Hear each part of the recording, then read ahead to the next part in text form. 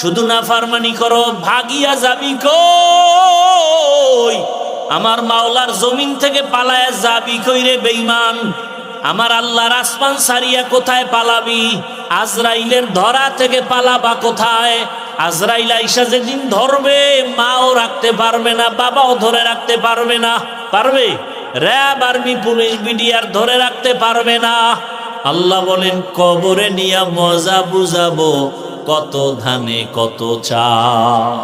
ও আমার যুবক বাবারা, বৃদ্ধ বাবাজি, পর্দার আড়ালের মা বোনেরা, মনে মনে ভাবতেছেন হুজুরদের কথা মানলে বুঝি আমরা বিপদে পড়ব। বলেন, আমরা যারা টুপিওয়ালা, দাড়িওয়ালা, নামাজ করি, পর্দা করি, হালাল খাই, মাদ্রাসায় লেখাপড়া করছি, কোনো সরকারি সার্টিফিকেট নাই, চাকরি নাই, বলেন আমরা হুজুরেরা না খায় মরে গেছি?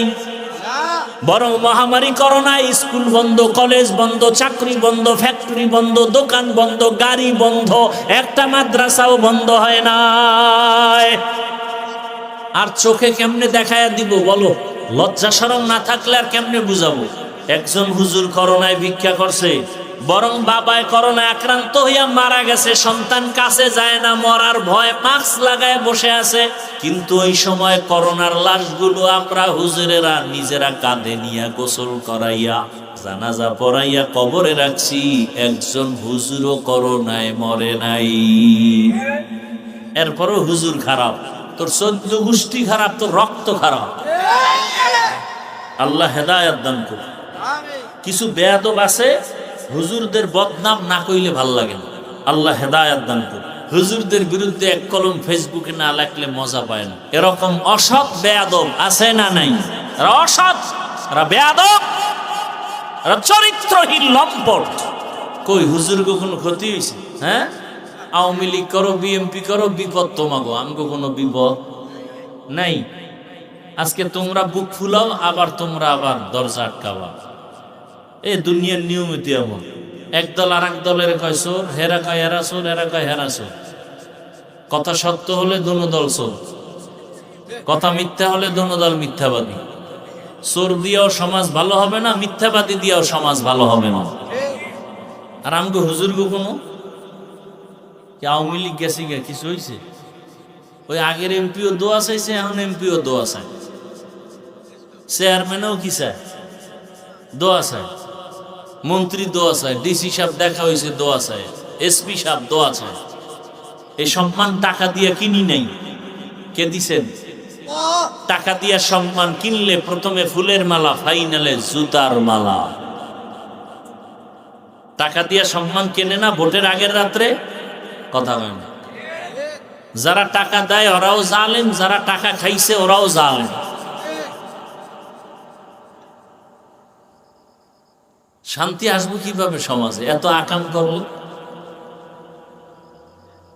একটা মুরগি, ভালো মানের বড় মুরগি কিনতে গেল 1000 টাকা লাগে, একটা খাসি কিনলে 20,000, গরু কিনলে। আর এই দামি মানুষগুলো ভোটের আগের রাত্রে বিক্রি হয়েছে পশুর দামে 500 টাকা। কয়শো টাকায়? তাহলে এরা ছাগলও না, এরা ছাগলের চেয়ে খারাপ, এরা গরুর চেয়ে খারাপ, এরা পশুর চেয়ে খারাপ। একটা পশু বিক্রি হয় 1 লাখ টাকায়, 20,000 টাকায়, মানুষ বিক্রি হয় 500 টাকায়। কত বড় ইতর! আল্লাহ হেদায়েত দান করুন। শান্তি নাই, শান্তির আশা করা উচিত না। শান্তি আছে, আমাদের তো শান্তি আছে আলহামদুলিল্লাহ। রসুলের সুন্নাত মানি, টুপি পরি, দাঁড়িয়ে রেখেছি, শান্তি আছে না নাই? বাদশার হালাতে, মুকুটহীন সম্রাট। লাইন শাকারতুম লাযীদান্নাকুম ওয়া লাইন কাফারতুম ইন্না আযাবী লাশাদীদ। নেয়ামতের শুকর আদায় করো, নেয়ামত বাড়ায় দিবেন কে? আল্লাহ নেয়ামত বাড়ায় দিবেন। আল্লাহ তাআলা আমাকে মানুষ বানাইছেন, আপনাদেরকে মানুষ বানাইছেন, বড় নেয়ামত। মানুষ হইয়া এখন আল্লাহর নেয়ামতের শুকর আদায় করেন। এই যে আসমান দেখেন, মানুষের জন্য, জমিনটা মানুষের জন্য, বাতাস মানুষের জন্য, কে বানাইছেন? নদীর মাছ মানুষের জন্য কে দিছেন? দুনিয়াতে যা কিছু দেখেন সব মানুষের জন্য। قال النبي صلى الله عليه وآله وسلم الدنيا خلقت لكم وأنكم خلقتم للآخرة। দুনিয়াতে সব কিছু মানুষের জন্য। মানুষ কার জন্য? মানুষ কার জন্য? একমাত্র আল্লাহর জন্য। আমার খানার দরকার, ঘুমের দরকার, বিছানার দরকার, বালিশের দরকার, বালিশে তুলার দরকার। তুলা বানাইছেন কে? দেখছেন নি কারবার? আমার খানার দরকার, তরকারি দরকার, মশলা দরকার, মশলা দিছেন কে? পেঁয়াজ, রসুন, আদা, হলুদ, মরিচ, এলাচি, দারচিনি কে দিছেন? এর সরকারি ফ্যাক্টরিতে বানায় কে দেয়? আহা, তরকারি রেডি, রান্না করতে আগুন লাগবে, আগুন কে দিছেন? সব আল্লাহ মানুষের জন্য দিলেন। মানুষ সব তোমার গোলাম। তুমি মানুষ কার গোলাম? তুমি আল্লাহর গোলামি করো, গরু তোমার গোলামি করবে। তুমি আল্লাহর গোলামি ঠিক মতো করো, সূর্য তোমার গোলামি করবে। তুমি আল্লাহর গোলামি করো, গোটা দুনিয়া তোমার গোলাম হয়ে যাবে। আমেরিকা তোমার গোলাম হবে, রাশিয়া তোমার গোলাম হবে, যদি তুমি কার গোলাম হও? আল্লাহর গোলাম হও। আর যদি তুমি নিজেই ট্রাম্প সাহেবের গোলাম হও, তুমি নিজেই যদি ইহুদি খ্রিস্টানদের গোলাম হও, তাহলে গোটা দুনিয়ার ইহুদি খ্রিস্টান বিধর্মী সব তোমার বিরুদ্ধে চলে যাবে। পদে পদে বিপদ আসবে। আল্লাহ হেদায়েত দান করুন। তাহলে সব থেকে বড় নিয়ামত কি পেয়েছি বলেন? কি হাওয়ায় যায় কথা? সব থেকে বড় নিয়ামত আমরা কি পেয়েছি? এখন এই যে আলোচনা চলতেছে, কি পেয়েছি? আমাদের জন্য বড় নিয়ামত কি বলেন? আমরা মানুষ হয়েছি, এটা বড় নিয়ামত।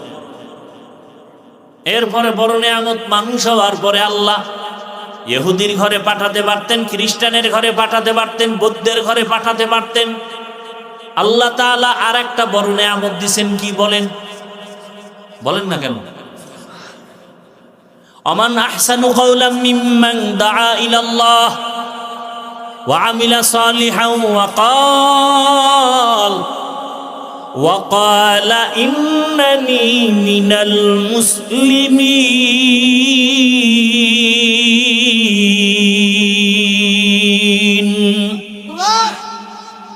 তার থেকে ভালো কথা কার হবে? যে ব্যক্তি মানুষকে আল্লাহর পথে ডাকে, নেক আমল করে, আর দাবি করে আমি কি মুসলমান। কি দাবি করে?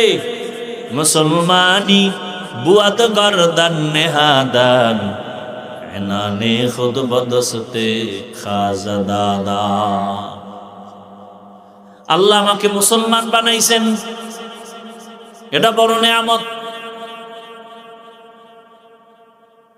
কারণ আল্লাহর কাছে সব থেকে দামি মুসলমান। ইয়া আইয়ুহাল্লাযীনা আমানুত্তাকুল্লাহা হাক্কা তুকাতিহি ওয়া লা তামুতুন্না ইল্লা ওয়া আনতুম মুসলিমুন।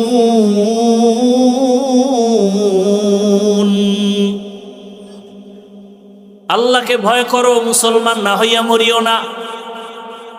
দেখেন মুসলমান কত দামি সম্পদ। আল্লাহ বলেন পীর সাহেব না হইয়া মরিও না বলছেন, শিক্ষিত না হয়ে মরিও না বলেন নাই, চেয়ারম্যান এমপি না হয়ে মরিও না বলেন নাই। আল্লাহ বলেন তুমি পীর না মুরিদ, এমপি না মন্ত্রী না রাজা না প্রজা, জানার দরকার নাই।